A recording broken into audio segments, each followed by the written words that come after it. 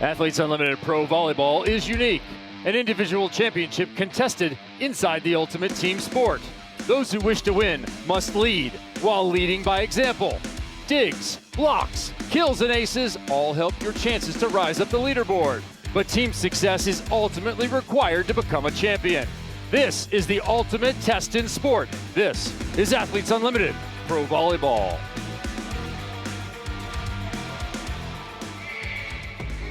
Every week, 4 unique teams are created. They're drafted on Tuesdays. They will play 3 times together and then disband. This is the third and last opportunity for this version of Team De La Cruz Mejia and Team Hens to take the floor inside the Arizona Athletic Grounds here in Mesa, Arizona. Welcome back to night 3 of what will be 15 nights of competition across our 2024 season. This is how it works. 44 of the best athletes on the planet in the sport of volleyball in an individual scoring system. More on that as we go through it. New teams every Tuesday. You get points for your team wins, for your own success or failure, as well as MVP points. Welcome inside once again, everybody. Kevin Barnett alongside Olympic middle, Key Michael. Key, listen, the purple team is 2-0. Team De La Cruz Mejia. What can stop the Purple People Eaters from going undefeated? I mean, probably the only way to stop them is to break them up. But barring that, the team on the other side is going to have to serve tough, try and get that middle out of it, try and reduce some of the attacking options. I'm honestly not sure how Betty got away with drafting this team this week. Welcome to our Middle Mania match here as we give you some players to watch. Key Michael, your focus remains with your people. It's the middles world, and you're just living in it, Kevin. But 2 of my favorite veteran middles are in action tonight. One of them is Kayla Hot Coffee Caffey. She's been scalding so far this season with the most block points in the league so far after 2 matches. And she continues to be a crucial ingredient. She is strong, she is dynamic, and just so much fun to watch. On the other side, Jenna Rosenthal was the top scorer for her side yesterday, totaling 11 points and almost 70% attack efficiency. In terms of physicality, Jenna is one of the best of the middles here. She's 6'5", which, to put in a little bit of perspective, is as tall or taller than half of the U.S. men's Olympic gold medal basketball team. And she's got the hang time to go with it. Team De La Cruz Mejia is coming off a 78-65 victory, a dominant 3-0 sweep with 180 team points awarded, so they are filling the top of the leaderboard as Nutsara Tomcom steps back to serve and goes right down the line at Danny Drews. It'll be Drews on the outside, and she gets a kill right away. That probably is a good sign for Team Hens. Their pins have been a little bit on the struggle bus, 167 in the last match as a group. Yeah, we've seen a little bit of up and down, and I think one player in particular, Jenna Rosenthal, I talked to you about it, she was the top scorer. That's not what you want to see out of a middle. You want to see the production from the pins. Yeah, as much as you love a middle, for sure you need your pins to produce. Drews with the serve and then the dig. Opportunity here. Anami Kojima maybe up for the best newcomer in the league this season. The only thing is, there's another possible best newcomer on her own team. I'm guessing you're talking about Brittany Abercrombie there. Brittany Abercrombie. We'll see her in a moment, but this is the best veteran, our 2022 champion, Betania De La Cruz Mejia, the namesake of the team. Big jump serve for the Dominican national and multiple-time Olympian. She goes down the line the first time. That's unusual for her. Cat Bell inside. So right away, 2 attacks, 2 kills on the pin for Team Hens.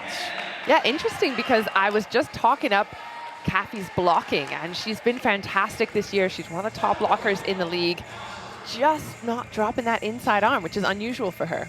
Team Hens coming off a 66-60 loss to Team Nunaville. They come in at 1-1. Fond du Lac, Wisconsin's own Jenna Rosenthal to serve. There is Brittany Abercrombie, and she goes high over deep corner winner. I've loved watching her so far this season. She's really calm. In terms of personality, you're not going to see her get too high or too low, but what she will get really high is over the block. She reaches so high. Good touch by the block once again. Caffey, Abercrombie. Cat Bell, smart defense. Team Hens trying to go a little faster in transition to Hoffman, but she cannot make anything out of that lemon. And those are the little things Team Hens can't really afford to make, those kind of mistakes. Balls in the net when you're playing against Betty's team, it's not an option. There is Kayla Hot Caffey. Kat Bell collects her second kill off member Monet. 3-3. Bell off to a good start. Yeah, she was fantastic on night number one. She was one of the rookies to keep your eye on. A little more quiet last night, but she always has a smile on her face, ready to fight. Abercrombie forced a tip. These are the ones you have to convert. Go to the hot hand. Easily dug. Dixon will throw it up. Middle back. Drews. Yes. I like Hence's team utilizing the backcourt attack there. If the front court's not working, if the block is doing well on the purple side, get Danny Drews involved. That's one of her best swings, is from that back line. Danny Drews, an All-American type career at Utah. Ball high over the top. As we take a look at the leaderboard, live updating as actions are taken here. Abercrombie is going to boost herself once again. She sits right below Betania De La Cruz in the leaderboard, entering tonight number 4 in purple. That is a wicked swing from Abercrombie. She had a whole lot of line to work with there, and hence needing a helmet to make sure she stays safe. Out of Carlsbad, California, and used to being a hitter in demand, playing for the Puerto Rican national team. That ball touched by Dixon and falls to the floor. I think Brittany Abercrombie would be an opposite leading our points scorer if it weren't for the play of Betania De La Cruz. She hit a preposterous 539 with 19 kills in the last match. That's what really stands out to me on this purple side, is there are so many options, and one player's not dominating all of the attack options. It's really, really well spread out. Team Hens with some transition, and it's Danny Drews right away going off on the left side, and that is good news for the women in light blue. Mentioned that they hit 161 as a crew. Claire Hoffman included in that outside hitter spot. They had 19 kills. That equals Betania's output. Drews again in transition. Clean first ball transition kills for Team Hens. Yeah, Drew's already more active than we've seen her all weekend long. I like that physicality as well. She is so fun to watch at how high she's jumping. They are really trying to work the ball to member Monet. In the last match, the strategy was to serve Betania De La Cruz. That did not work out for Team Valentine Anderson. It certainly did not. And they weren't able really to switch. They didn't go after member Monet because the match before, the strategy had been to serve Manami Kojima, but she passed it, what, 80% perfect was your quote yesterday? I'm not sure why that would ever be the strategy to pass on her. She's one of the best liberos in the world. Just came off an Olympic run with Japan. High over the block, this time out of bounds for Drews. 6-7. That'll keep member Monet at the line. She ripped one for an ace in a comeback set yesterday, winning 28-26. Team De La Cruz Mejia winning that second set in deuce overtime fashion and kind of taking the wind out of the sails for Team Valentine Anderson. Another tough serve. Roll shot, Abercrombie playing D to go along with the O. No swing to be had. That's trouble. Dixon getting her chance. And that was the one person who didn't go off offensively yesterday was Tori Dixon. Yeah, she was a little bit quiet, but when there's so many other players around her taking care of business, she doesn't necessarily have to. But again, one of those players that's veteran, has a lot left in her, doesn't have to be the star of the show. I love that about her as well. Perhaps the next initiative, since snow volleyball is no longer a thing, will be volleyball from the FIVB. We'll see. We'll stand by. Then there will be more opportunities for everyone. Good touch there, but it is over the top of the defense and out of bounds. Speaking of opportunities there, that great touch by Tori Dixon, and you mentioned her not necessarily putting up points. Those are the kind of things, though, that if we're talking about middles and you want to learn a little bit, it's about touching those balls, slowing them down. In fact, I spoke to Karis Watson before the match about it, and she said, as a middle, you can have good days, bad days, but maybe people won't even notice when you're having a good day because you're getting touches, but it's not in the stats. People are going to notice that last swing by Betania De La Cruz. That is one of the sharpest angles you're going to get from the left side. Yeah, sometimes you'll see lefties get that kind of angle and bring that ball in as a righty. That's really impressive. Backslide, Rosenthal pounds it deep both in the line and in the court.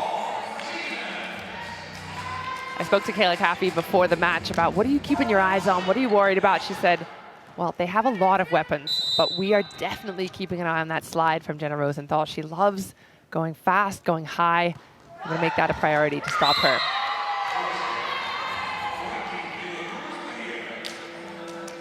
Montserrat missed serve, and remember with the point system and how it works, every action, reaction has a point value. Service ace, 12 points. Give up the service ace, minus 12. You get a block or you get a kill right there. The kill is +8, a block is +12. Digs are worth 5, good pass is worth 2. But you can be going in negative territory pretty quickly with service errors, attack errors, setting errors, and passing errors. Anything between 8 and 12 negative points. Middle battle, you wanted it, here it comes. I'm looking at Nutsara in particular there, and she is such a tough player to read because she grabs that ball, watch she moves, she looks like she's gonna jump and doesn't. Stays on the floor, the blockers are completely beaten. It's a really fast ball. So good. And every American coach goes with an eye twitch because there wasn't a jump set. The American system overall pretty rigid. There's a jump set. Going through the block, this time dug. Ball is dug by Hentz once again. Play continues. That one was close to the back line. Abercrombie, Rosenthal, touch and dig. Hentz more coverage.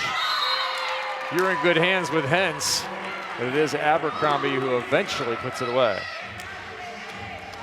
I've got her listed at 6'2". I feel like she's a lot taller than that. Okay. Is that just an emotion? Play bigger. I'm just feeling that, the vibes. She has pretty long arms, and she does an excellent job. Even when you watch her in warm-ups, when they're just doing an arm warm-up, no jumping, you watch the way she extends and cracks the ball. Crisp contact at full extension.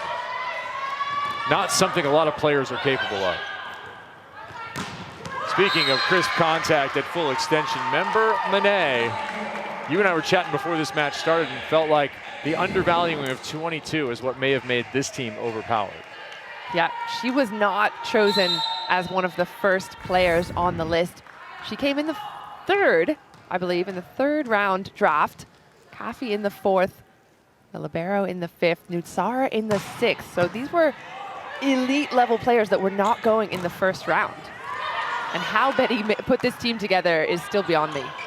Well, the great thing in this league is if a team does get overpowered and start to dominate everyone else, they rise up the leaderboard as a group, and the top 4 get picked off and have to run their own team next week. Yeah. Right now, Manami Kojima would have to run her own team from the libero position, a la Morgan Hentz this week.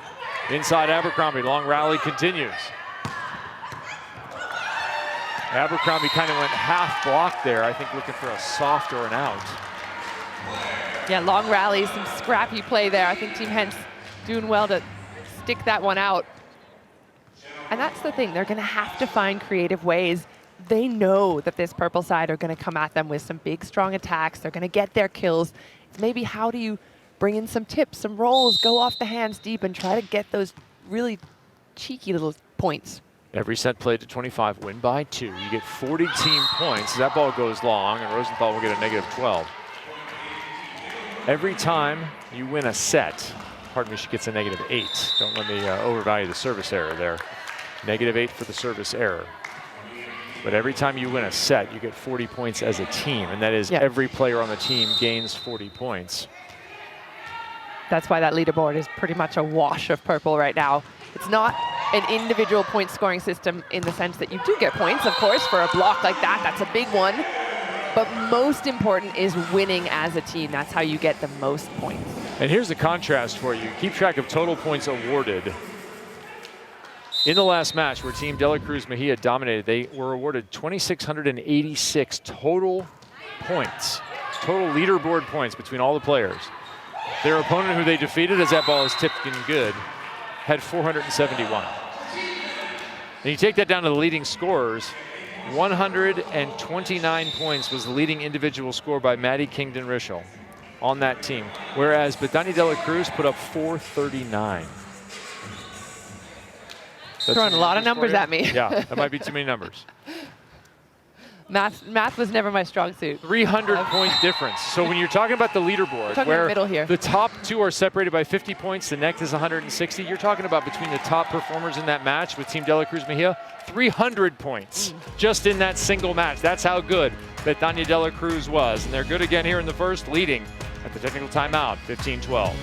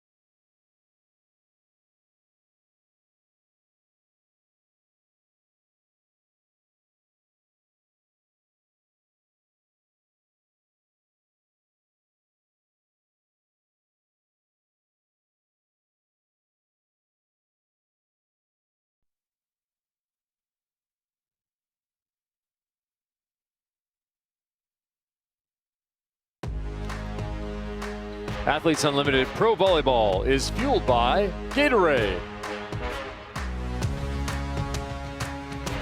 Some of the emotions from last night's Sunday evening. It was a hot one here in Phoenix. Kaz Brown, we'll see her in action later with Team Valentine Anderson.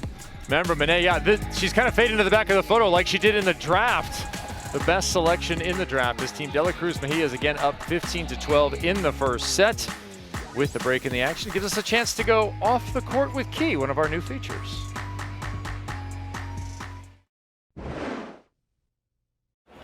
Welcome to Off Court with Key. I've got a special guest. I'm going to grab Kat Bell and I'm going to bring her off the court and we're going to do a little walk and talk. All right, questions for you first and foremost. How would Erin Fairs describe you? Erin would probably say a lot of things. You know, you never know what Erin's gonna say, but definitely, I'm a good friend. I know I'm a good friend. Super energetic, maybe a little high maintenance. We just found out I'm kind of high maintenance, I guess. Oh, and, high maintenance. Show me the nails then. Oh yeah, of course, and like jewelry, purses, kind of thing. But it's fine. But a lot of things, you know. So she loves me still. I would not call you high maintenance, and especially now that I know that you have. Oh, don't hit the ball guard. I know that you have a fan club called Cat's Kittens. Yeah, that is so cute. How did that come about? Well, from the Netflix TV show I was on a few years ago, I just had to do some kind of like slogan, you know. So it was awesome to have fans that wanted to be my kittens and stuff. So that was kind of cool. On a Netflix show called The Circle, did you know when you were a little kid you wanted to be on a reality show? Was that a big dream for you? Honestly, when I was a kid, I actually wanted to be a police officer. So like being a cop was like a dream of mine for some reason. And then as I got older, I realized that I was very spontaneous, big personality. And my mom used to tell me all the time, like, you should be a singer or definitely be on TV. And like, I don't know, it's kind of a bucket list kind of thing. And fortunately, I was able to be on one, so it was perfect. You have the perfect personality for it. Which character were you? Were you the friendly or were you the villain? I was a little bit of both. I feel like if there was a pot to stir, I'd definitely do the stirring. There was a fire to burn, I would have that match and I'd fire it up. So a little bit of nice, a little bit of, you know, sweet, a little bit of mix of everything. Last thing, show me a little dance moves I can learn. You know. Oh, you can learn? Just a step. Forward and forward. That's it, in your hands. That's all it is. Put a little hip in every one, too. I love it. See? All right, girl, you get back on the court. See you. Thank you for having me. See you. Ciao. Hero or the heel is what you're looking for there, Key. Excellent job. I mean, she was the best person to chat with off and on court. She is so much fun. Back to action here, Kevin Barnett alongside Olympian Key Michael as Brittany Abercrombie goes long out of our technical timeout, the Carlsbad, California native. Mom born in Puerto Rico, able to have a Puerto Rican passport, switched her federation in 2021 to play for that national team, and she has become the primary offensive threat for that island.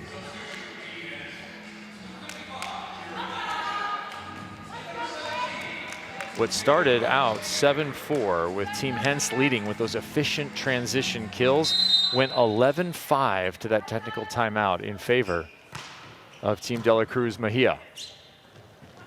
They've switched setters, and Hens flies in and picks that one up. Both teams with new setters on the floor. We've done the double sub on the Team Hens side. Sheridan Atkinson alongside Taylor Bruns-Tegenroods. On the other side, going across the front row, Alicia Childress. She's been regularly put in to block for Nutsara Tomcom. Yeah, a lot of changes in those two positions. I actually chatted to Sheridan a little bit before the match, and she said she's much more calm this year. Her second year coming back after a little break, and she's understanding the format, and she's so happy to be a player that can come in and make a difference, make an impact, and she just wants to do whatever her team needs of her. Coming off an outstanding professional season, she's been an impact, particularly blocking when she's come in. Here she's stopped by the block of the Purple People Eaters. And that will be a quick timeout. Now at 17-13. So Team Hens really trying to slow the pace of play in hopes of disrupting Team De La Cruz Mejia. Glad you're enjoying Athletes Unlimited volleyball right now. You'll be doing that throughout the season on ESPN, the family of networks. And I know you've been enjoying volleyball on ESPN, ESPN2, and ESPNU. And what a women's volleyball matchup we have for you on Sunday on ESPN and on the ESPN app. Two of the top SEC programs, 7th-ranked Texas, the two-time defending champs, taking on the 12th-ranked Kentucky Wildcats at historic Memorial Coliseum in Lexington. They're back to their regular venue after a year in Rupp Arena. Coverage begins at 1 Eastern. That should be an outstanding NCAA Women's Showdown. We're looking forward to the finals once again coming up in December. Yeah, I'm excited to see. There's so much good volleyball happening right now. Between this professional league, you can watch all kinds of international leagues and the NCAA. I think if you're a volleyball fan in 2024, you have so many options to learn as well. If you're a young player and you're thinking, hey, how do I study volleyball? Just get on TV and have a watch. Yeah, that's an interesting thing to me. The way the game has progressed, I think, is because of that availability. When there was no way to know who the Italian stars were when I was coming up, you never saw video of them at all. Yep. All right, we also have a third member of the crew, Savannah Collins, has been in the arena. Hey, Savannah. Hey, we've talked about her a lot so far this broadcast, Brittany Abercrombie, and the impact she's made as one of the newcomers this season. Digging into her stats, coming into today, she'd taken 80 swings, only 2 errors, and blocked just 3 times. So I wanted a chance to get to talk to her about what are the things that she prioritizes.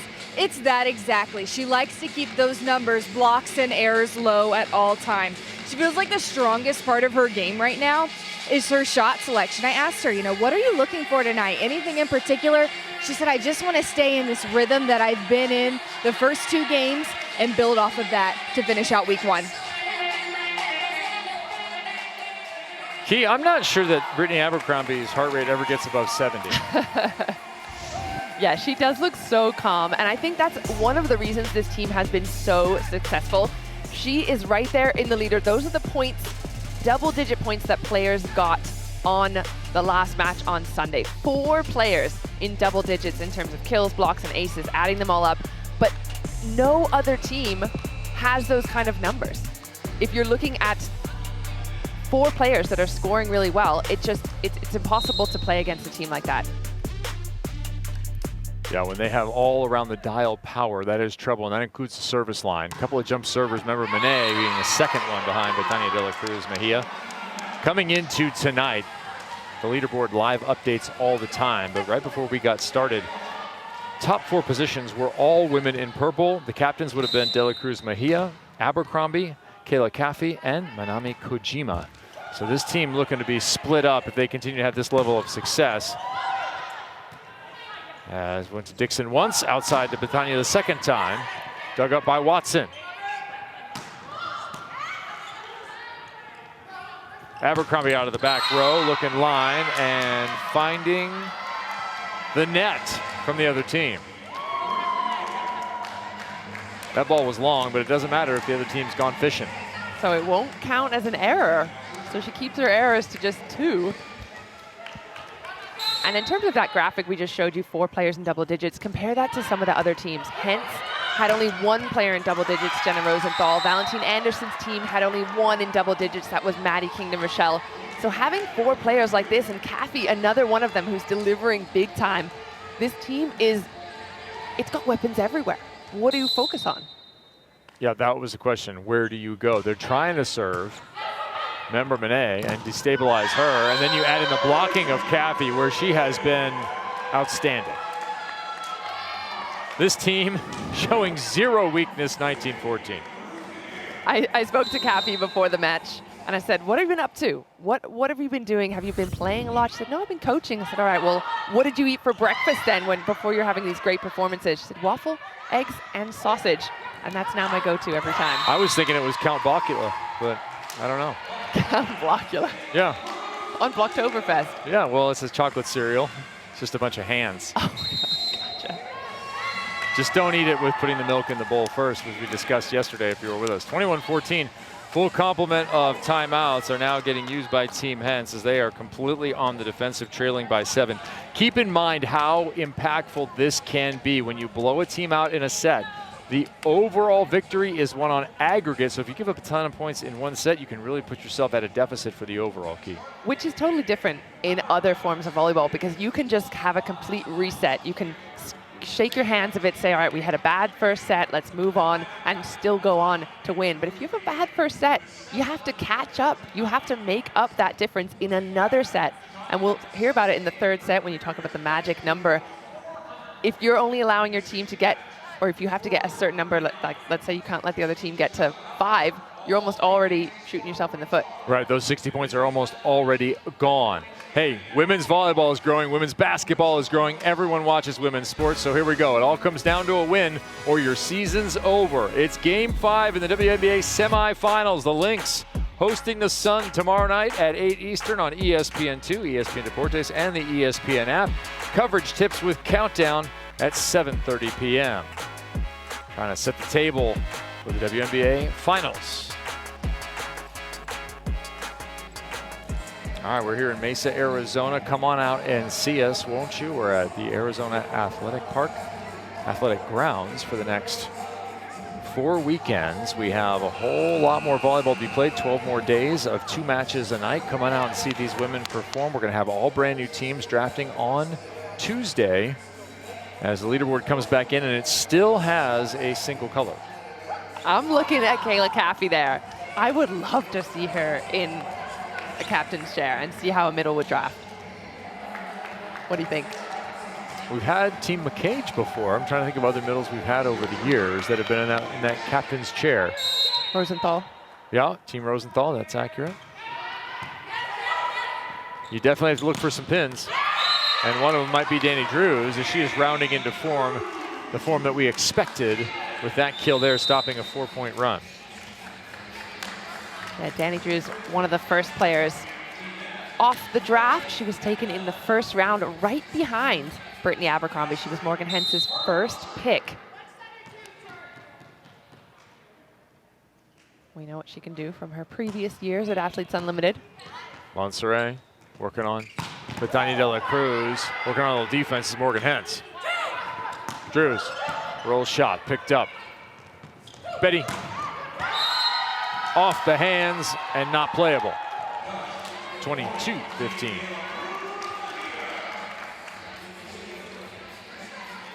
I can't help but smile when I look at Betty. I know that the viewers only get to see her as a volleyball player, but she's just one of the sweetest humans ever. She'll come over and say hi. She wants to talk about, we talked about eyelashes together yesterday. We're talking about her son, Fair. She's just great personality. I wonder what was different about you today, Key. Now I know. I've been taking fashion advice from Betty De La Cruz. You had the So look going. good. That's why. But Danya tips in for a little reset here. Nutsara on her side, we'll give it to her. Reset number 2. Betty smiling and wanting it back, goes to Abercrombie instead. Kat Bell, right side. Looking for some fingertips. Did she get them? Yes, she did.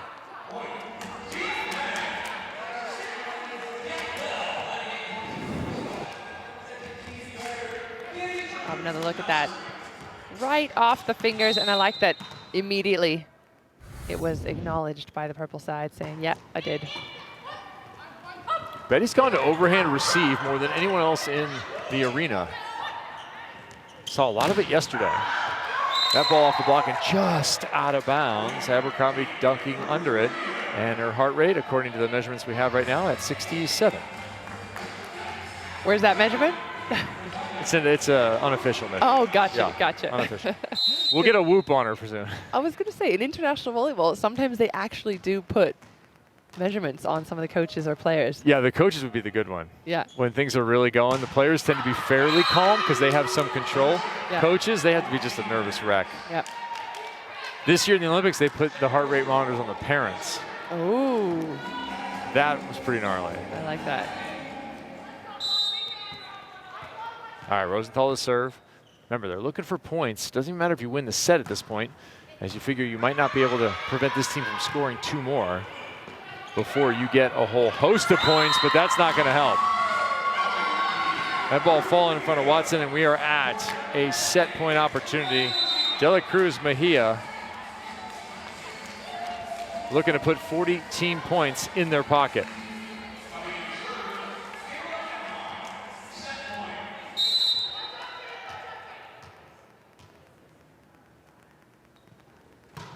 Taylor hand line, tough serve. Bell, that is not going to work. For Monet, that will. 25-17, maybe a statement open to this final night of play at Athletes Unlimited Volleyball. They are already up, +8. Nothing can stop purple at this point.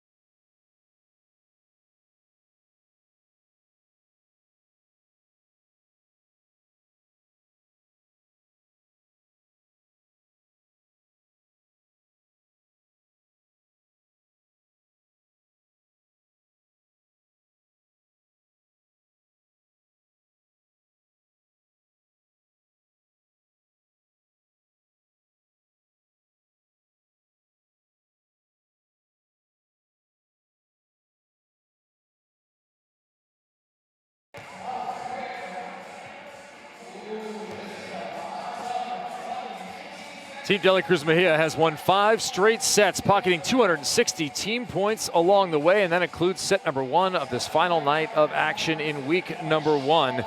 Number 22 in purple, Lecator member Monet has been a huge part of that. Let's go into the game with the U.S. Air Force and member Monet. Look at your partner say, I'm about to win this race. Go!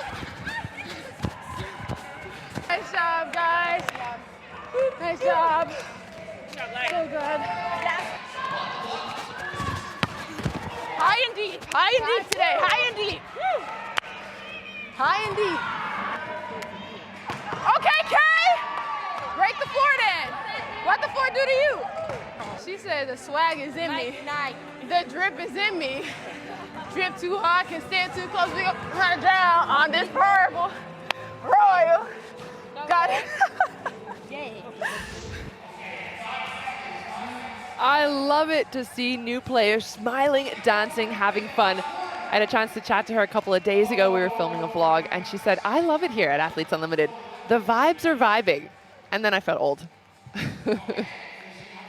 Yeah, she started her pro career in Italy after starring at Pitt, before that Missouri, and played with the Atlanta Vibe and the PVF most recently.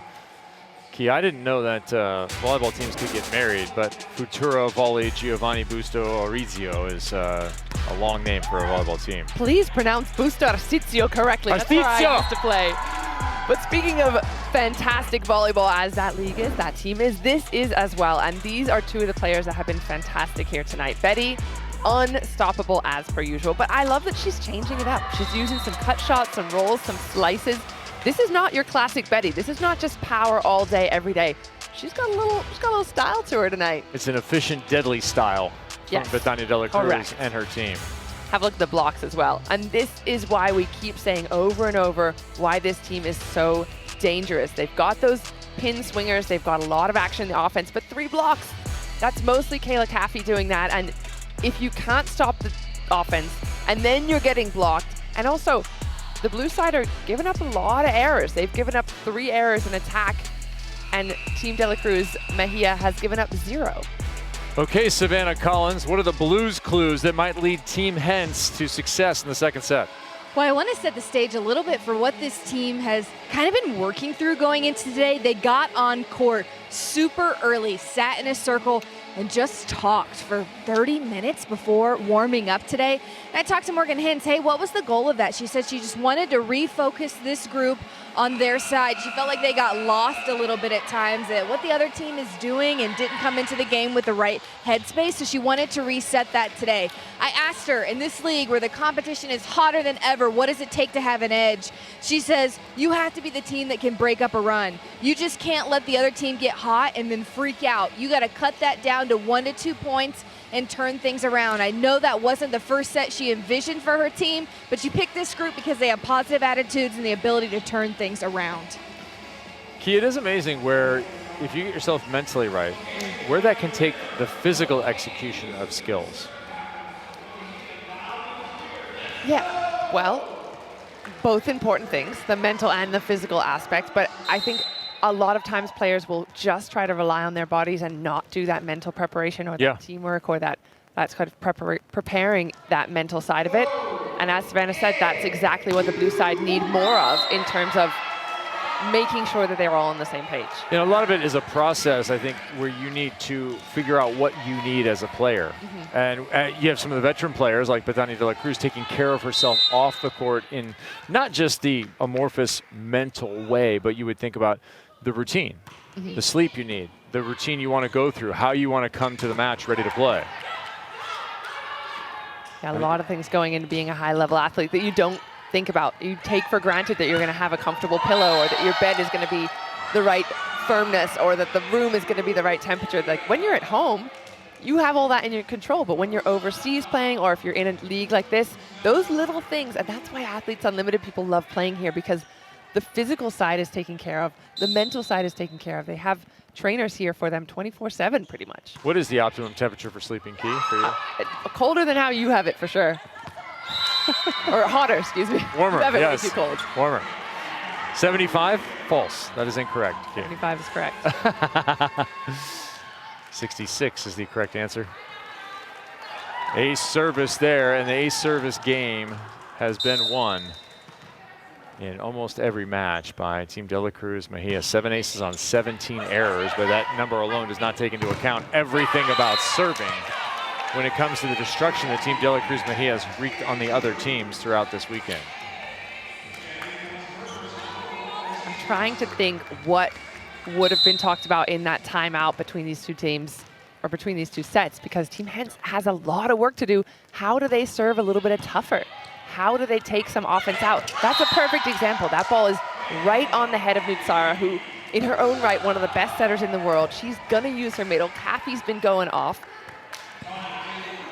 Gotta get him out of system. But Tiny De La Cruz is extremely good at getting teams out of system. Down the line again, she's definitely after Drews. Overhead bell, inside, into the net.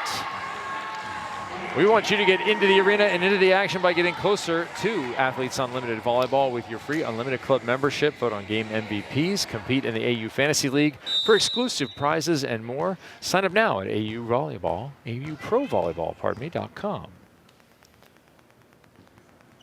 AU Pro Volleyball going to be here for another 4 weeks in Mesa, Arizona. That ball is fed into the middle. Rosenthal continues to be effective.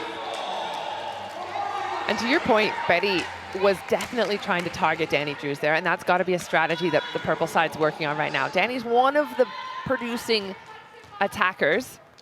Between her and Kat Bell have the most points. Get her out of the offense. However, when the ball goes to Morgan Hens, way too easy to run the middle. Overhead, Abercrombie in tight, tough serve. Was needed perhaps to get them out of rhythm. A perfect offense produces yet another kill via the net violation.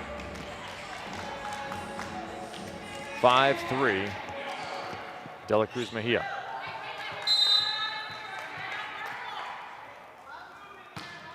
Short serve. Watson looking for hands, she got him. Yeah, a bit of luck there on the blue side. That ball almost dropping short. Hoffman stepping in and making a move.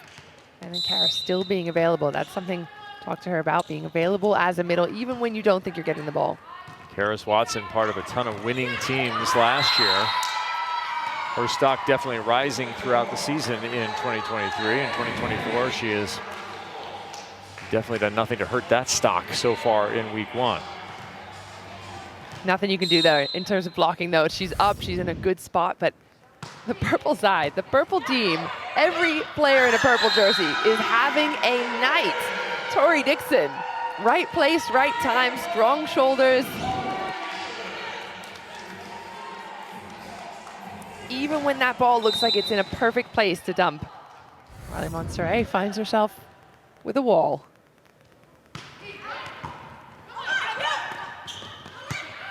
That ball had to be pushed over. Monet this time gets in front of it. Hoffman, they need a point and they got it. Drews back within 2. Hoffman's been a bit of a question mark for me. She was drafted in a pretty high position in the 2nd round, right behind Danny Drews from Morgan Hens. However, I don't know that we've seen as much productivity as I'd like from her. Only 2 points tonight. Always interesting to follow where the draft stock goes, up or down over the course of a season. Kojima's draft stock going to be high. She will be the top libero coming out of this week. She may just be a captain. Will Lecator member Monet play her way into that similar position? We will see. 8-5 now. Monet with another kill.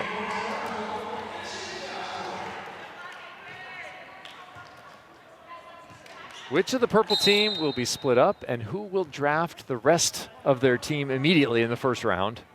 Trying to recapture the magic that has been week 1. What? Drews gets a touch.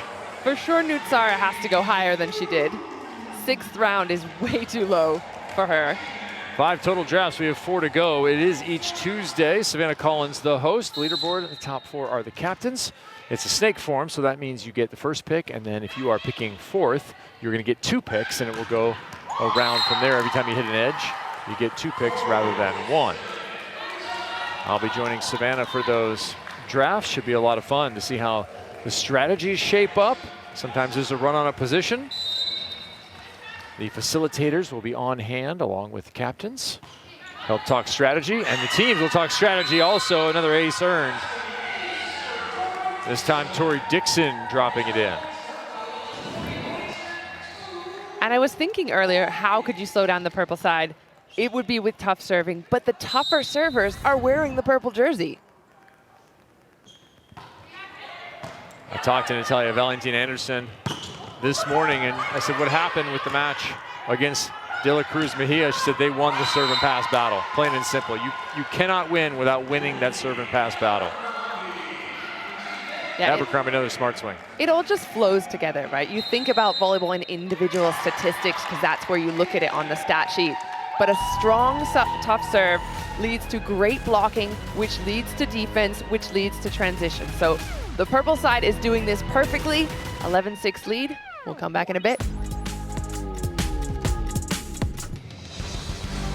The NHL North America season starts tomorrow on ESPN and ESPN Plus with an opening night triple header. Blues and Kraken starts us off at 4:30 Eastern. Then the defending champion Panthers will raise their banner before host the Bruins. We'll cap the night with the first regular season NHL game in Utah as the hockey club squares off against the Blackhawks.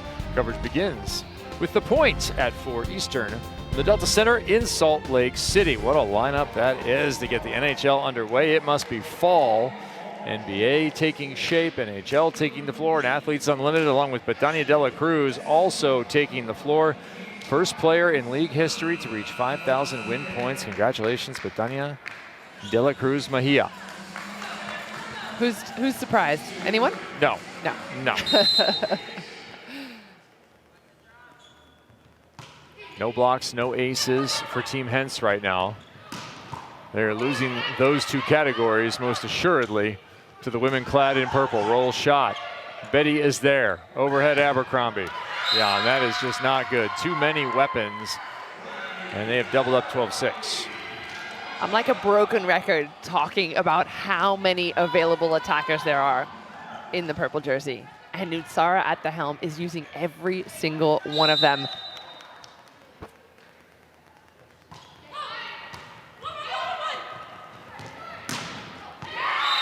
That one high over, gains a touch, and was probably in on the end line as well.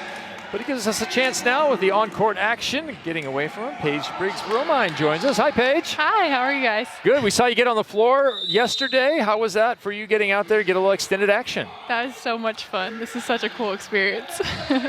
Now, you played in PVF. You played for the Omaha Supernovas. What was it like being in the States playing as a professional player? Oh, it was so awesome. It's a dream come true, definitely.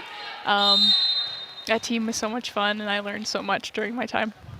Well, I know when you're not playing volleyball, Paige, you get into some cooking, some art projects. You also play a bit of pickleball. I don't want to say that too loud because I know that Kevin's going to want to be your teammate. Have you found any games here in Arizona? There's pickleball courts right by our hotel. I haven't played yet because it's so hot, but I want to. Okay, that's a little bit of a private situation over there. It's going to be hard to get in. You got to go to Gilbert. They have 20 open courts if you want to go there. Okay, you want the info. Thank you. We'll I need that up. info. Yeah, we'll go and maybe play a few games. Sweet. I would love that. You just got married. Congratulations on that. A lot of Thank changes you. for you in life. Why are you still playing volleyball? What keeps you with the game? I love it. I love showing up every single day and accepting the challenge of volleyball. Doesn't have to be my best day or a win. I just love to play it. Well, when you're not playing volleyball, I know you studied visual arts, graphic design. Are there any ways that you're staying creative while you're here playing? I'm drawing a bit. Not really. I've just been going to practice a lot. But I need to get back into it, and I have my iPad, so I've been drawing and doing a little bit of that stuff. All right, Key is going to work on your collab coming up we're in the next collabing. few weeks. Okay, I would love that. Perfect. Paige, thanks for joining us. Yeah, thank you. All right, Paige Briggs-Romine. Maybe we'll see her back out on the floor here. She came in and made an impact for Team De La Cruz Mejia yesterday. Taylor Caffey just couldn't shake that one off. Yeah, it's not often that you're seeing those balls dribble down Caffey's front. But Jenna Rosenthal finding a way. 14-9. Remember to keep an eye on the overall score there. 39-26. That gap really opening up for the women in purple. That'll have to go over. That was 2 contacts. Do they go right back? No, they go into the middle this time.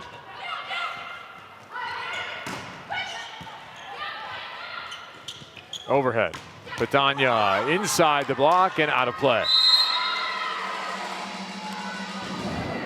Well, that's unfortunate for the blue side because that was a sacrifice of the body, hence getting one right in the noggin, trying to keep it alive. That's life of a libero right there. Hashtag libero life. That's the libero life. That's why I was a middle. I don't want none of that. Put my hands up first. You're not even there in the back row very often. I've never, if it's my choice.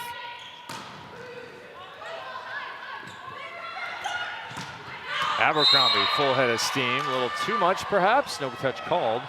Do we have a challenge? Ooh. It has to be called by the captain, Dani de la Cruz, and she does indicate they would like a challenge. I like this challenge from De La Cruz. She's banking on the fact that Abercrombie is so low in the errors. She's trusting that this got at least a little bit of the touch of the block. 2 challenges per team per set. They do not carry forward. Now an opportunity to review whether the ball was touched or not touched at the net violation, all kinds of line faults, and whether the ball was up or down. What do you see there, Key? It's kind of quick for me. Ooh, it's so tough to tell. You got to look for some fingers kind of wiggling in an awkward position. I'm not sure that I saw him there. Sometimes I like to watch it backwards. You know, if the crew plays it backwards, and then you'll see some kind of awkward finger movement, and then you'll know immediately. That's how I like to watch my volleyball. Awkward finger movement. In slow motion and backwards. There's a list of everything that can be challenged. And you get those 2 challenges per set. Now, ball up or down can be added into that list as well. No touch called, and that is confirmed. There is no touch. So the call stands, 15-10, team hence. They could get a run going here.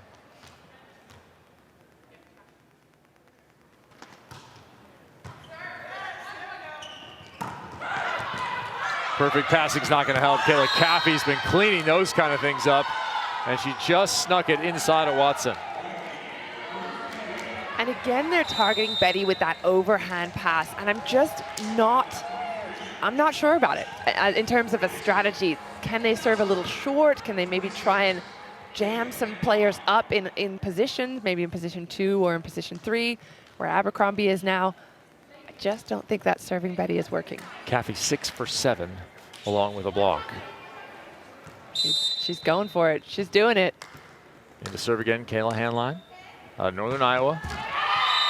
Missed directly into the net. Hey, do you want to rep your favorite volleyball athlete? Of course you do. The AU Pro Shop has player t-shirt options available for the entire 2024 roster in both youth and adult. Check out our online store at shop.auprosports.com. Get hooked up with the right number, the right name, the right color, and be a fan of Athletes Unlimited Pro Volleyball in this season. We'll see Brooke Nuneviller, Captain Nuneviller, in action coming up in match number 2. Morgan Henson, her squad has gone to the double sub. Sheridan Atkinson in the front row. Taylor Bruns taking root in for the setting duties. Number 17 back at the line. She can drop some service into some places. Yeah, she's one of the servers that's going to vary where she places it. We have seen her with some flat serves, some deeps, right on the libero this time. Yeah, but perfect pass anyhow. The block is there this time. Atkinson present next to Watson. And I love seeing these teammates together. Watson and Bruns taking root. Best friends off the court as well. And you see Taylor celebrating even more than Karis, perhaps. Serving into space there, just as you suggested, and it's working now with the block. Oh, that ball might have been out. Played by Atkinson. Rally continues. Remember Monet. Deep corner, in. Winner. Called in. Atkinson going hot at Tong Nguyen, our referee. So it hit the foot of the line judge. The question is whether or not the foot was overlapping with the floor of the court. And whether there was a touch or not. So we have another challenge here. It looks like his foot's out of bounds and it hit him. I saw an indication from Tong Nguyen there was a touch at the net. That would be over the top of what I think was Karis Watson's outstretched hands.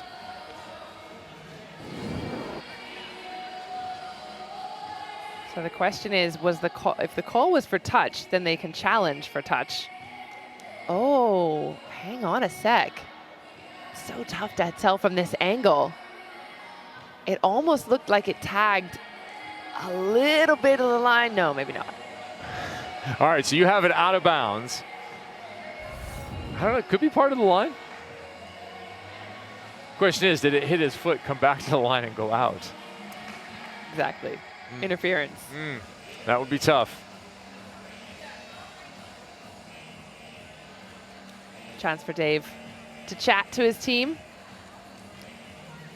Dave Rubio, Arizona legend, synonymous with Wildcat volleyball over in Tucson. 20 NCAA tournament appearances, second all-time in Pac-12 victories. Played his collegiate ball himself at Pierce College, LA Pierce College in JUCO, and then Cal State Northridge. He is in his second season as a facilitator here. So it was ball in or out was the challenge. We're getting an indication that the ball is going to be determined to have been out. Savannah Collins, what are you hearing? Well, we saw how quick Sheridan turned around and came to the up ref, and it was her reasoning was if it hit his shoe, he's standing off the court, it must be out. And that's why she turned to Morgan and said, it doesn't matter. They're not calling a touch, they're calling it in or out. And so that was what Morgan went to the ref and asked for clarification on. Is it about the touch or in or out? And he said in or out. And she goes, then we definitely want to challenge. They were confident in that one because Sheridan saw it come off of the line judge's shoe. So that was one they weren't going to let go by. So the score unwinds. Abercrombie tips, Sheridan Atkinson playing her spot. Over pass, redirect. Our official scorer will have to figure out who gets that kill. Oh, that's a tough one as well. I winced a little bit as a former middle blocker thinking, oh, there's going to be a collision here. You usually want the player with the right hand on their ball to go for it. In that case was Karis Watson. But I like two players going rather than none. Another good soft touch, control.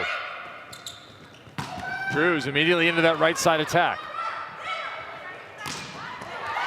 But the winner from Abercrombie finally finished his little mini run for Team Hens, 17-14. Our score in this set, and is 42-31 in the overall for Team Dela Cruz Mejia. And like we were talking about, every point that Team Hens doesn't score in this set makes that magic number lower and lower for Team Dela Cruz Mejia. Right, looking for that overall victory, what would be plus 60 points for the overall win. Atkinson looking for a touch. I didn't see one live. There is nothing called. And no challenge. Morgan Hens waving it off, saying no, no, no. And she had a pretty good view of it. I think Atkinson's is old school, wants to try and convince the referee, like back in the day. That ball's coming right into our broadcast position. Cannot be chased down. That'll be another ace. I thought she might have had it. I was trying to get out of the way. I'm a little cautious after I interfered with you and stole your glory yesterday. I'm just going to let you make the play, Key. So rude. Let you make the play. I've just seen too many videos of fans getting in the way of balls that are playable. That's right. You've been watching some baseball. Remember, Benet comes underneath to play it. Hens with a dig on the other side. No swing called. Slide, Dixon.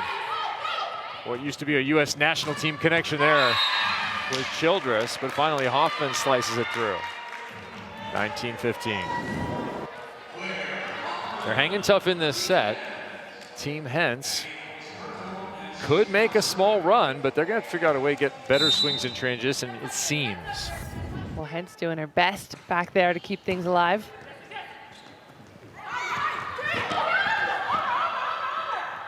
Ooh, tricky. Benet, second attempt. Hens, second dig. Atkinson going high, flat, looking for the fingertips, and they're eventually called. I think Sheridan getting a little frustrated. I mean, I told you that our conversation earlier and how she's staying really calm, just trying to understand her role, just enjoying being here and playing in that role as a bench player. But once she's on the court, that fire comes out. She's not giving up anything in terms of points or calls or touches. Easy to say, hard to execute. We do have a conversation here with Betania de la Cruz. She had to check back with Tori Dixon to see if she touched the ball. And Tori Dixon says, yes, I did. No green card given, though. No, no green card. There was no challenge issued. Betty crossing the T's, dotting the I's before issuing a challenge. She'll get the ball here, try and end the run herself. It will not happen. Drew is efficient in transition. They're back to within 2. There has not been a timeout called by De La Cruz Mejia yet in this match. They haven't needed to. Can Team Hens generate enough pressure here?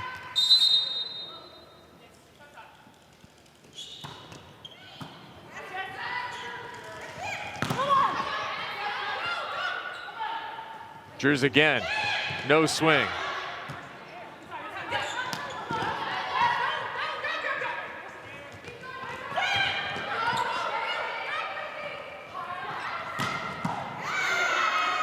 Good defense from Betania. Monet, huge cut. Do you go to her again? No, it's backslide. Dixon got enough of it. The action off the net certainly helped. The rallies are starting to get scrappier and scrappier. I think the Hens' team is starting to feel the urgency of every single point.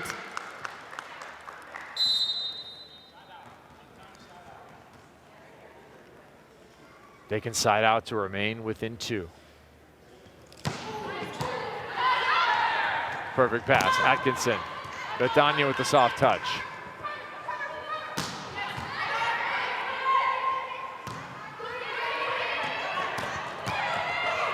What defense in the back row. Set over is good into the campfire. Of all the plays in that rally, that was not the one I had going down. No, exactly. But that's what's so good about Taylor. She's so tricky, even from a few steps off the net. I mean, some huge defensive action here that we were both shocked at, and that's the perfect time for Taylor to take that second one.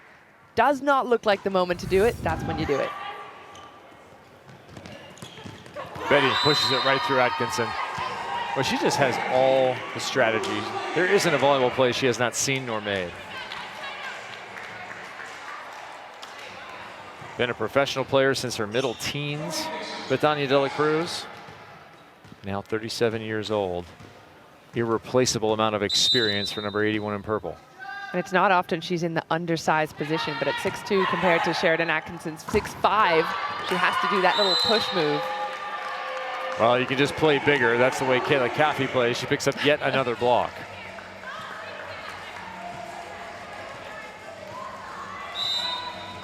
I'm actually a little sad to see this team get broken up after this weekend. You are the only one when it comes to players in this program. Everyone else is taking a little bit of damage this weekend from the women in purple. Did you see that little middles defense there, by the way? Dixon on the floor, sprawling out for a pancake. Didn't get it, but got to give credit where credit's due. Okay. Credit for effort? Yes, exactly. They unwind the double sub. Bell and Montserrat back in.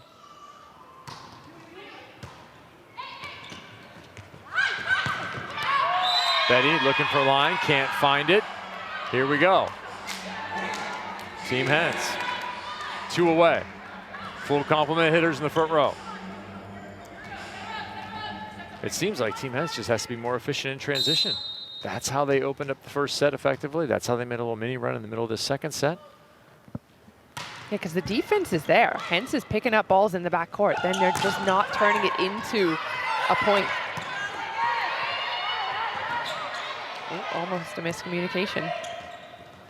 Betty, a little bit of open net. Hens digs it again. And it goes ping-ponging off of the ceiling. Looked like a game of billiards up there. Snooker, maybe. Little bumper pull. There's just too much power. Yeah, Hens doing everything she can back there. There's a bit of space between the blocks, just throwing out one arm. But there's not much you can do if you're running in one direction. The ball just turns around midair. 48-37.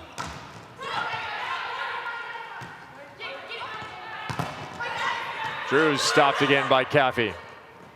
This time Caffey's on the other side, net violation. Point, women in blue.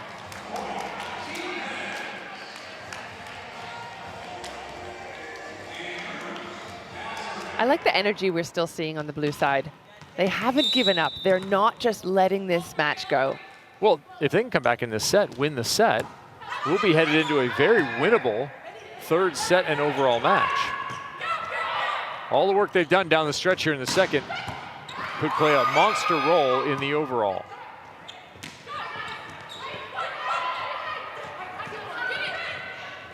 Have to get a swing there. Both sides struggling.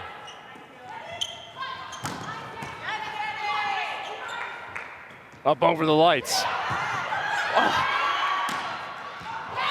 And put away by Hoffman on her second attempt. Here's Team Hens, 23-22. I think that might be one of my favorite rallies we've seen so far. Hens diving all over the place, but Purple making it so tough to score. Scrapping for every point. Stuck in row one right now, Team De La Cruz Mejia. And they are paying the price. We're tied at 23. And that shows you exactly why the energy on this blue side is working so well. We've got Hens with a bump set, that slice cut on the cross. Tied at 23, Drew's still at the line. Been getting a lot of control blocks. Oh, but a stuff to go with it. Rosenthal takes Team Hens to a set point.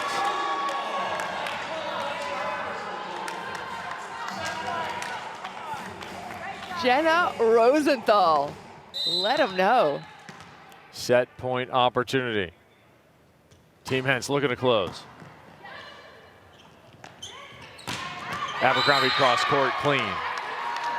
We'll go extra time. Have to win by 2. There is no cap in our first 3 sets.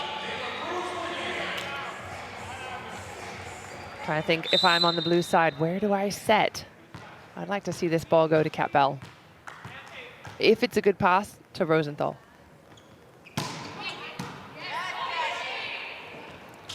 You get your wish, it goes to Bell.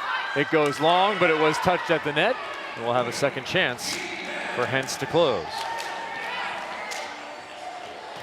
Trying to put 40 team points on the board for their side, Team Hens. Up against the undefeated Team De La Cruz Mejia, who've won 5 straight sets across 3 matches. Quick reaction by Montserrat. Couple of quick reactions and a push through the block wins it. Karis Watson doing it all in that rally, 26-24. Team Hens with the win. I'm not sure anybody saw that coming, let alone the blue side. They just snuck in, chipping away point by point. And then this gritty coverage right here. Karis just turning around with a little sneak attack, and it's done.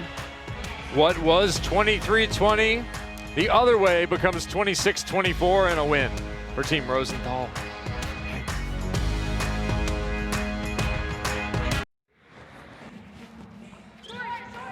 Oh. Shoot. Yeah, it was like the stopping part that I forgot to do. Okay. Dude, barbells are like my favorite. No, I'm good with this. But those are my favorite things in the world. So good. Or like genuinely the best protein bar I've ever had in my life. Trader Joe's. You ever seen the videos of Dua Lipa dancing? You ever seen those? Yeah. She always does it. She goes. Like this.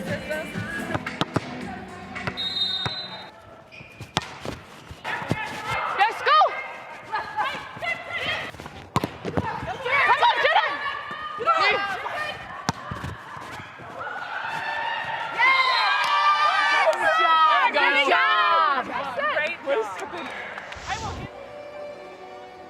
Hoffman in the left front for much of that run. That was 6-1 to finish that second set, 26-24 in favor of Team Hens.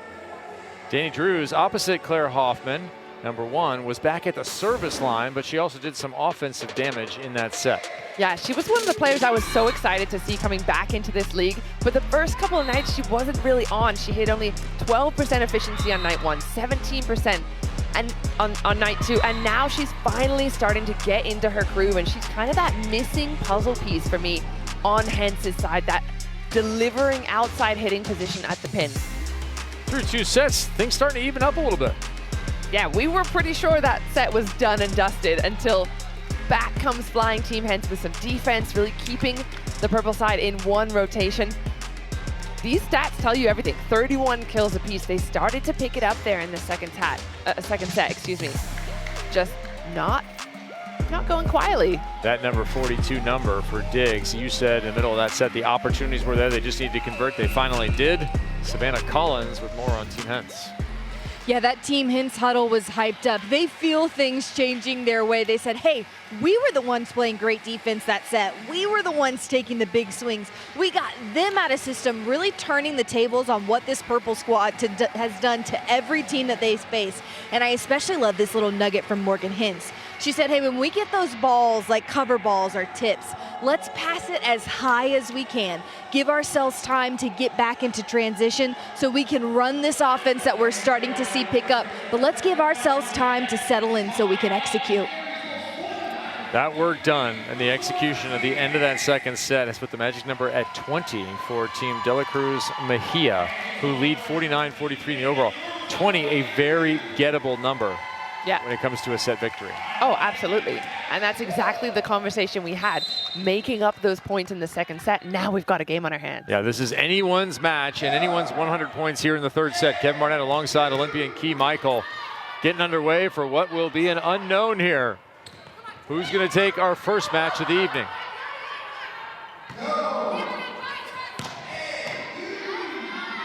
Member Monet with the dig. Captain Bethany Dela Cruz trying to chip for it and cannot do it. Drew's out there on the right-hand side with the block. The other thing, though, remember night number 1, Betty Dela Cruz's team had the same problem in set number 2. They just kind of fell asleep at the wheel. I believe it was against Natalia's team, the orange side. But they picked it right back up. Yeah, that was against Team Nunneviller. Oh, excuse me, They ended up winning 76-69 in that first night. They arrive undefeated as Brittany Abercrombie goes over the top, and that ball is called out of bounds. Right away, but Bethany Dela Cruz is going to challenge for a touch. So our first challenge of the third set comes quickly. I think I see Kat Bell giving a little wiggle of the finger, saying, yes, I touched it.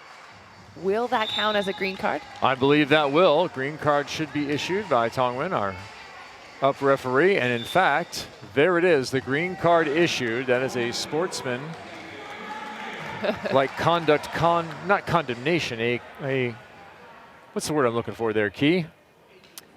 I can only guess what's going on in your head. A credit, a credit there for sportsmanlike conduct. A service for Bethany Dela Cruz off of that green card. So the green card is this: when a challenge is issued, the player in question, when it comes to a touch at the net particularly, can just say, yes, I touched it. That initiates then the green card we just saw, and the challenge does count as used, but at the end of the year, there's going to be a raffle. You'll have points, and you will get prizes, maybe even some cash for your sportsmanlike conduct. Ooh, I think players like that. Yeah, Kat Bell might be in the running there. And the reason for that really is just to speed things up. Sometimes those Right. challenges can take a bit of time, but if your team has the momentum, they have to call the challenge, wait for the result. If someone on the other side just admits to it, speeds it up. And nowadays, you know you're getting caught anyway. Yeah, true. Although, is that the first time we've seen it, though, hasn't it? Second time we had night number 1, challenge number 1, I believe, went green card right away. Over the top, Hoffman is down. Drew's out of the back row. She will be stopped. Caffey, another block. Caffey must have had waffles again today. Big stuff from her, and she's looking at the action of Drew's watch the movement. Drews is kind of coming in on an angle, and you see Kathy move her arms in that direction. It's a little tight of a ball. She's able to umbrella on it. 3 blocks now for Kathy. Did Dixon pick up a block there? No, Hens saves it. Betty in, perfect pass. Dixon pops it over with the left. Bell, high, flat, over, no touch. Hens has been all over the court tonight. Look at this diving play, and this is her specialty. This is exactly what we know Morgan Hens for, and the reason she ends up in this captain's chair in particular. As a libero, it's tough to do, right? To rack up points, that's how she does it, big digs like that. And here she's issuing a captain's challenge on the other side, looking for a touch on the block. That attack from Kat Bell.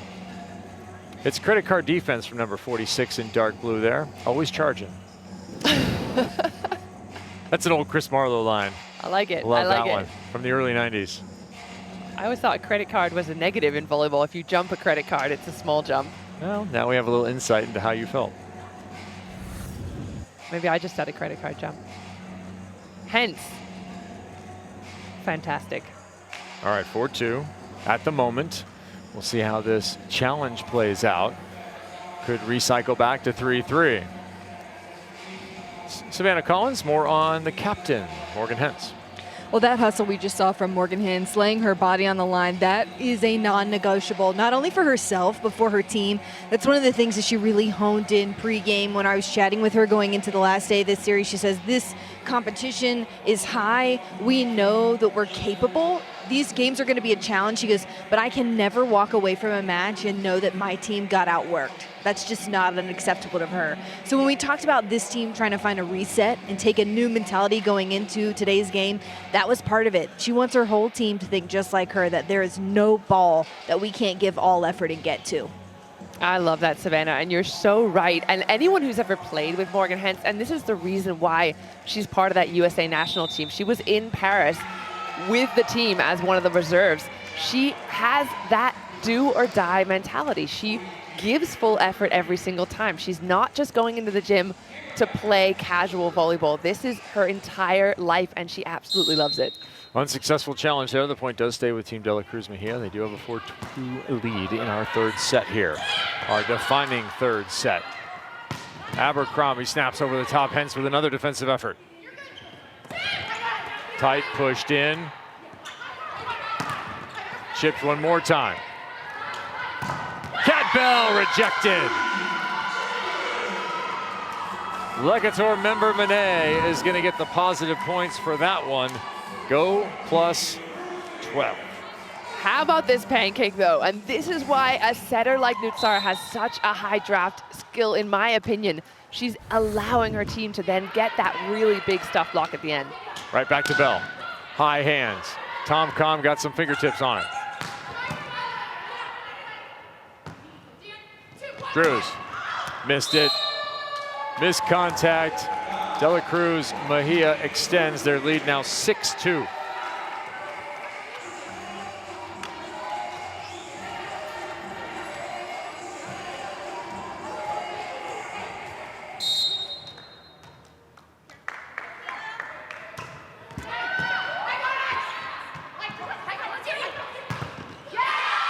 That one is off the block and out of bounds for a Hoffman. I think you were in definite timeout territory. If you didn't get the side out there, Team Hens will play on. Hoffman, again, someone I still want to see more efficiency out of, especially this set. Danny Drews only has 1 point so far, so maybe that other pin needed to step up a little bit.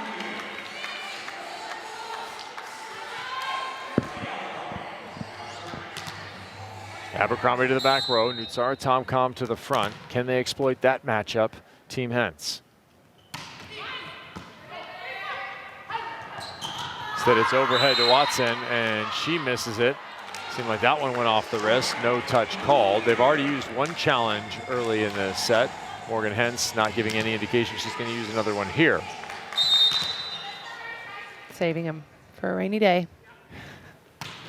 Not going to get many of them in Arizona. There is none in the forecast. But Danya read that one perfectly. Abercrombie manages to get the kill. 9-3. How much does fatigue play a factor here in the back-to-back nights? I was wondering about that. As a high-level athlete, you have to be used to turning it around quickly, getting those legs going, do some recovery. But so far, it's advantage Team De La Cruz Mejia in that regard.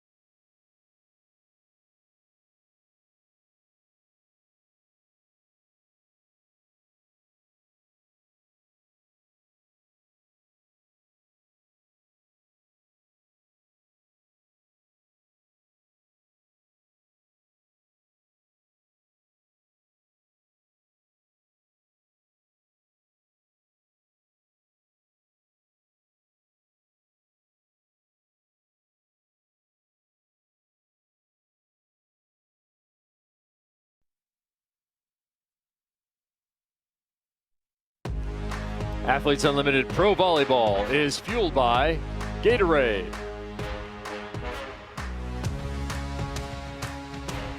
Each of these teams enjoying their time together. The final time these teams will be together. Natalia Valentin Anderson will lead her squad into battle, looking for their first victory of the weekend coming up in match number 2. Team De La Cruz Mejia and Team Hens locked in a pitched battle here into the third set, where Team De La Cruz Mejia has kind of taken control. And you can take control of what you watch in general, and women's volleyball is all over the place. Sunday on ESPN, on the ESPN app, you can see Texas, number 7 in the nation, taking on the 12th-ranked Kentucky Wildcats at historic Memorial Coliseum in Lexington. Coverage begins at 1 Eastern.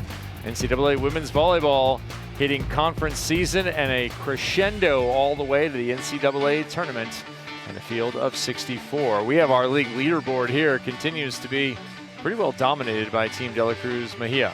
Yeah, and I keep looking at that third spot right there, Kayla Caffey. She's going to be enjoying that match, former Texas player herself. Surely she'll be tuning in. But I cannot wait to see how this shakes out in terms of who becomes the captain. Takes the captain's chair at the end of this week. That's our leaderboard. How about some time with the leadership of the overall league? Erin Fairs, welcome in. Hi. Erin Fairs, lead up to the Olympics, you were doing some liaisoning. Tell us what you've been up to off the court. I work full-time for Mizuno, and so I work specifically with USA Volleyball, and so just kind of getting prepared for the Olympics. So a lot of these girls that play at the professional level, I work with them one-on-one, and it's a pretty cool atmosphere. Can't complain. Erin, I know you're good friends with Kat Bell, and I asked her before the game, how would you describe her? She said, she'd say I'm high maintenance. Oh, is that what you would say? Absolutely. She thinks she lives this normal life, and she's a little high maintenance. How would she describe you?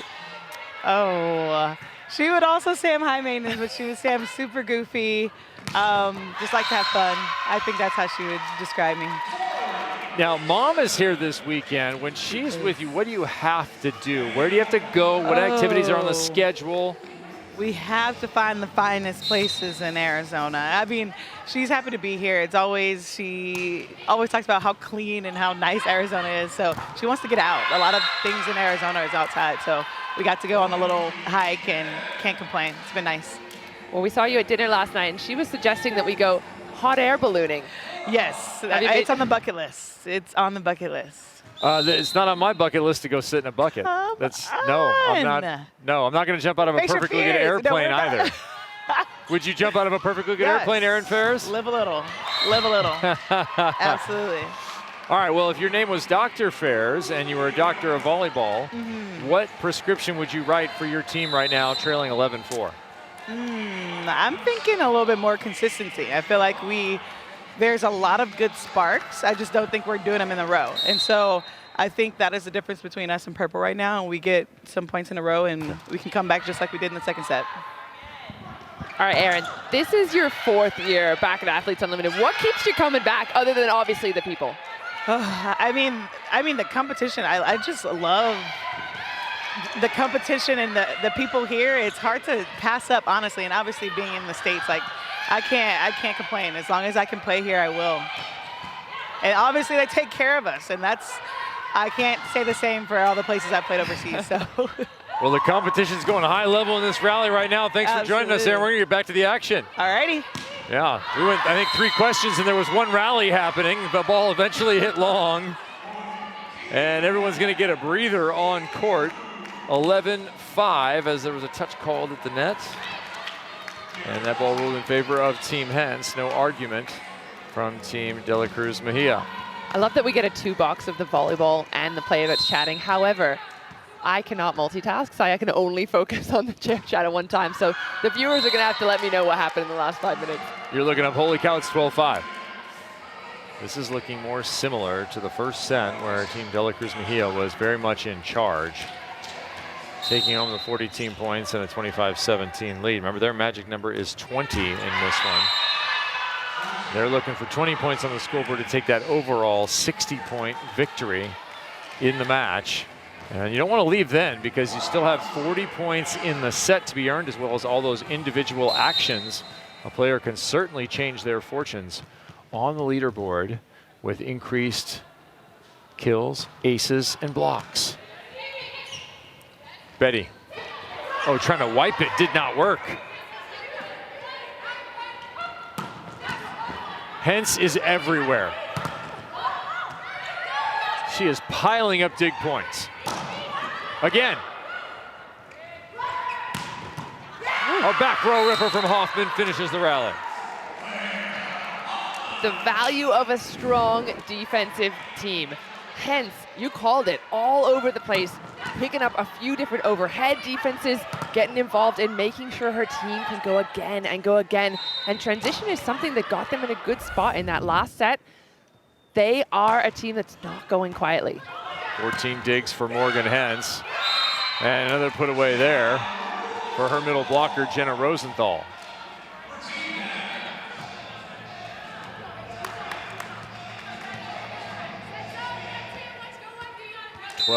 Tim Hens did this in that second set. They were down 15-9. They were down 19-16. They hung tough and worked their way back to a deuce victory. They do it by making plays. That looked like it was down from our perspective. Paige Briggs-Romine with the dig. Overpass. Played into the net twice. Will anyone even remember to run a challenge? Net violation won't matter. Utsara Tomcom into the net. That's how it ended, but look at this all-out hustle defense from Briggs-Romine, and she's just coming in, playing a little bit in this rotation, one of the changes that Betty's made, but that's how to be an impact player. Big digs like that in big moments. And how about that? A timeout forced now at 12-9. Team Hens streaking and putting Team De La Cruz Mejia on the defensive for the first time, calling their first timeout of this entire match. Overall score 61-52. Keep an eye on that. Team Hens has to hold Team De La Cruz Mejia below 20.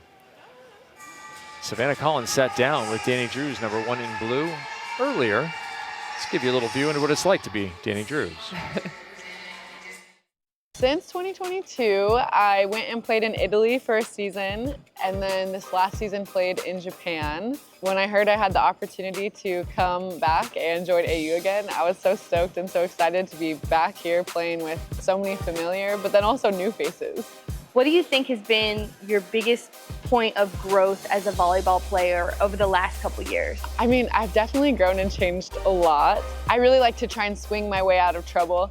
In a situation where a different type of shot would be smarter, in the past I would just like try and beat it with low seam and get like stuff. I feel like I've been trying to make growth in my game just by trying to be a little bit more creative as an attacker and finding different solutions and different ways to score.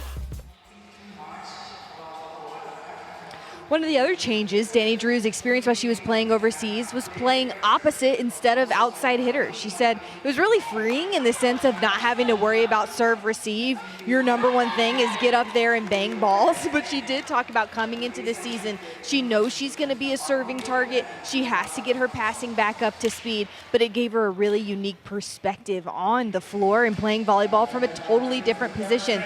Key, what would that be like for an outside hitter to step away from the position they've played their whole life, be an opposite, and then now come back at AU and be one of the prime outsides of this league? That is such a great question, Savannah, and I know there's a lot of pressure that probably comes with it because, as she mentioned, as an opposite, you kind of just, you're hanging out, you're only really there for the big swings, but that pressure role of being a passer, I think she's done a fantastic job coming right back in, not really skipping a beat. I mean, in the match today, she's been served 25 times, made only one error. She's at 64% positive receptions. I think she's doing it smooth. She has been targeted. Her team has responded. Can they continue a run? They've put 4 up there. Betty Dela Cruz into the block. Rosenthal keeps it on her side. Drews tries to score again. Romine with the dig. Good bump set. Drews down the line. Waiting for the call. It is touch. Point, Team Hens. 5 in a row.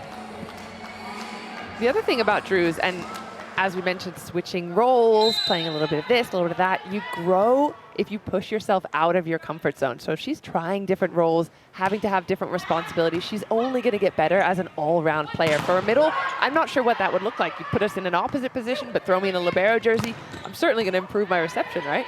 I think I know what a middle blocker in a libero jersey looks like. Awkward, gangly. Way too much arm. Team Dela Cruz Mejia had seen way too much of Team Hens scoring. They finally side out 13-10. They lead in the set. They lead 62-53 in the overall.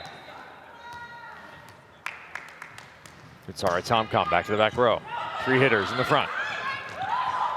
That one just trickles over the top of Kayla Caffey. All right, we have something new this year, and it is the brand new AU Pro Athletes Marketplace. It's a hub for businesses and fans to engage with the AU athletes directly in a variety of individual NIL activities. Go to auprosports.com/marketplace to see how you can support your favorite athlete today. Maybe your favorite athlete is Jenna Rosenthal as she crushes that one. I'd like to see what the players are getting up to on that marketplace. Get some sponsorship deals, maybe get some merch. Oh, that is one of the best swings we've seen all night. Rosenthal unleashing. 13-12, can they tie it? Not right now. Caffey from Tomcom. Overall, and this set leads still belong to the women in purple. How do you like that middles battle as well? Nutsara saying, hey Rosenthal, I see what you're doing. I got some of that up my sleeve too. Do you go Rosenthal on this one if it's a perfect pass? Yeah. Okay. I'd push her a little bit though. I'd have her go away from where Caffey is, maybe a couple of steps. Maybe a little float route. Exactly. There it is. It stays alive. Betty got it right in the face, but turns back. Plays some more defense. Perfect pass. Abercrombie, good night. And Betty giving the symbol off her face to her crew in the reserve box. I mean, Morgan Hens got one earlier. Betty gets one now. You got to sacrifice if you're a team captain. That's what it's about. 100% guaranteed if you play volleyball for any length of time, you will get hit in the face. Bell inside the block and down. Things are still close. 2 points in it. And I keep forgetting to look at the score and thinking I'm feeling that the purple side has got this in the bag, but that is not the case at all. Perfect example was the second set when Team Hens just hung in there, took the deuce victory. Monet in rhythm and tips the ball. Took a little time off the court with breaks remain, came in. She hasn't been as productive as we were expecting tonight. Be interesting to see where her draft stock goes in tomorrow's draft. Tip, left hand of Abercrombie picks it up. Betty playing that angle. And Abercrombie got a tip to go down in front of Hens. That does not happen often. I keep trying to watch her and think, what is it about her that makes her so lethal? Because she's not super physical like Member Monet. She's not getting those big swings like Betty De La Cruz. She's going over the top. And with that over the top swing, she's able to slow down her arm. Nothing slow about that arm from Tori Dixon. But every single time these players touch the ball, the variety is what makes it so difficult to read. 18-13 off the strength of that service and termination.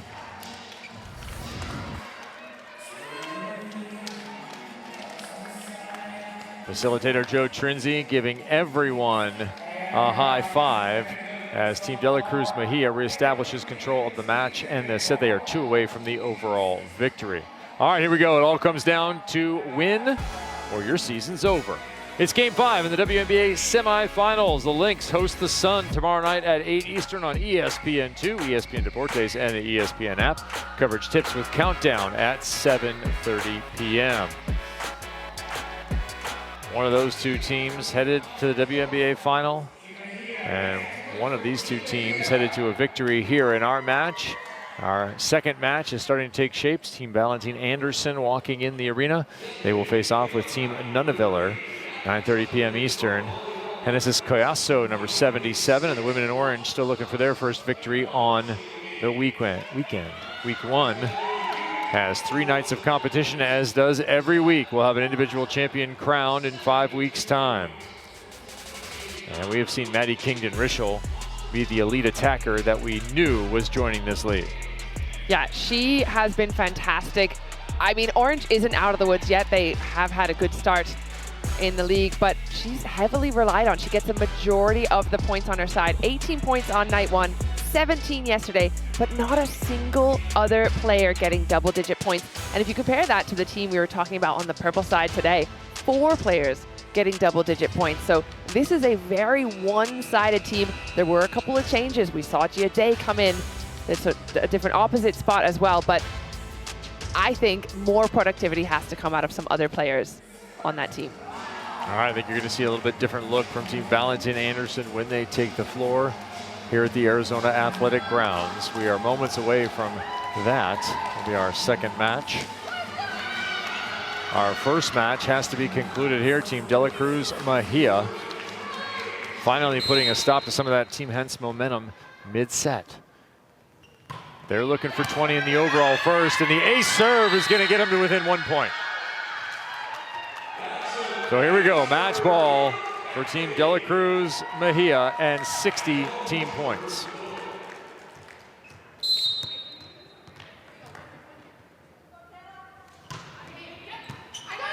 Nearly back-to-back aces.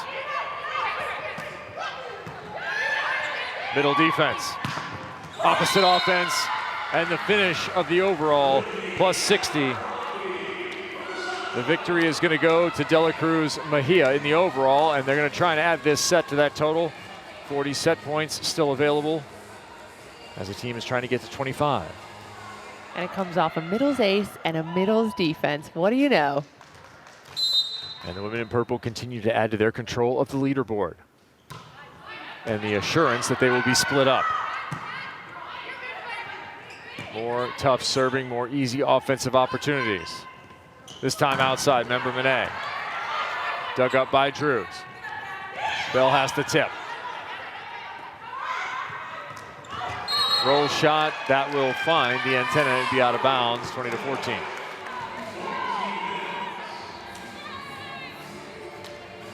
like that setting decision, though, from Nutsara. I remember Monet herself maybe even thrown off by the fact that Nutsara didn't jump, maybe thought it was coming a little faster, a little slower, a little higher.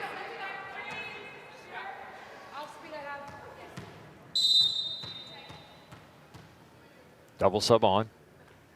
Bruns taking root. Atkinson.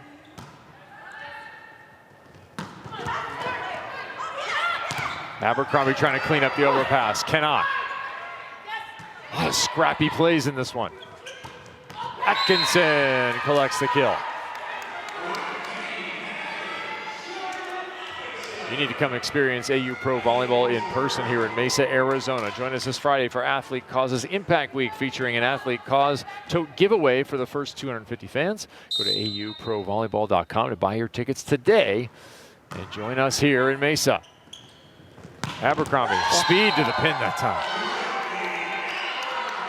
There's another thing that's intangible about Abercrombie is she sees how fast that ball's coming. You can either cut that ball off inside the block, or you can wait for it to pass the block and cut it off down the line. She chooses the latter this time, and it's the perfect choice.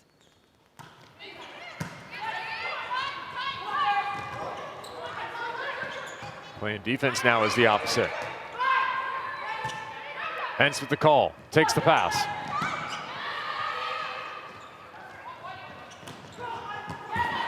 Hence all the way across the court. Both liberos making plays, and the finisher comes from 81 in purple, the captain. They make it look so smooth. Even as a former professional volleyball, I'm looking at this defense and I'm shocked, I'm impressed, I'm awed by them throwing themselves all over the court. They're going to go undefeated. The question is, will they win their last set? They are creeping closer now, within 2 points, looking almost inevitable that this powerhouse club is going to take the victory in this final set of the weekend for Team De La Cruz Mejia and Team Hentz.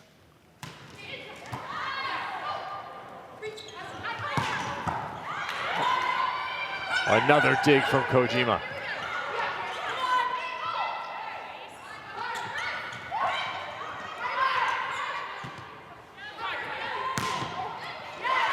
Finally a kill for Hoffman.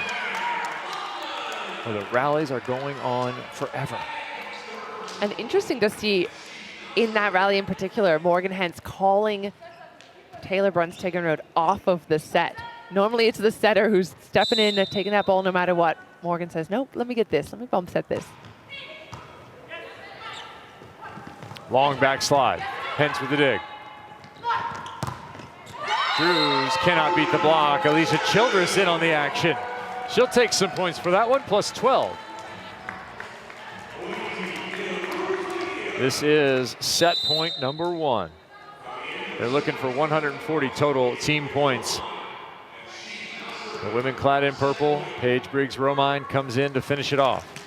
The closer, number 71.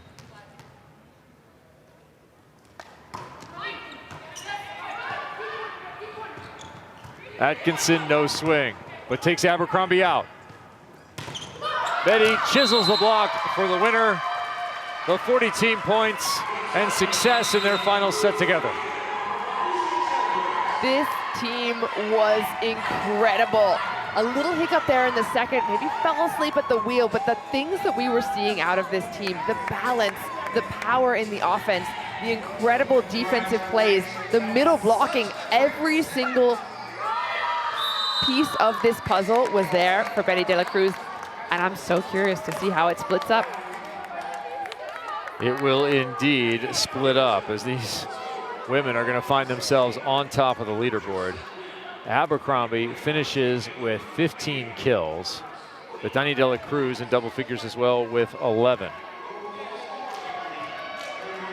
We talked about coming into this match 4 players in double-digit points. And tonight they were 3, but 2 players with 8 as well. So very, very close to almost having 5 players in double-digit points. In particular, Brittany Abercrombie was absolutely phenomenal, and she continues to be. She's getting a lot of balls. I mean, that's not an easy hittable ball. She takes a little speed off it. This time she powers in, comes in faster, Next time she's going down the line, she does a great job at using her vision and figuring out when it is to go powerful, when she should go a little bit softer, using her height to her advantage. And this team just absolutely on the money again. Key, we came into this match with middle mania on our minds, as you were excited about the middles. Dixon and Caffey, 3 blocks apiece in the total of 8 blocks for the team. Those are collected by the middle blockers. 5 aces as well for that side. They won the serve and pass battle, as well as the battle at the net and the battle in the overall. The final finishes 74-59.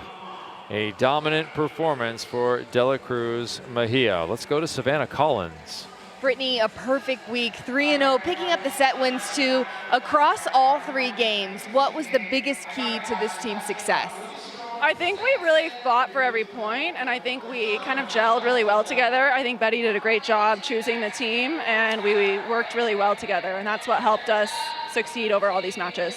You were a big part of the offensive success. Your shot selection was excellent. How are you seeing the court right now?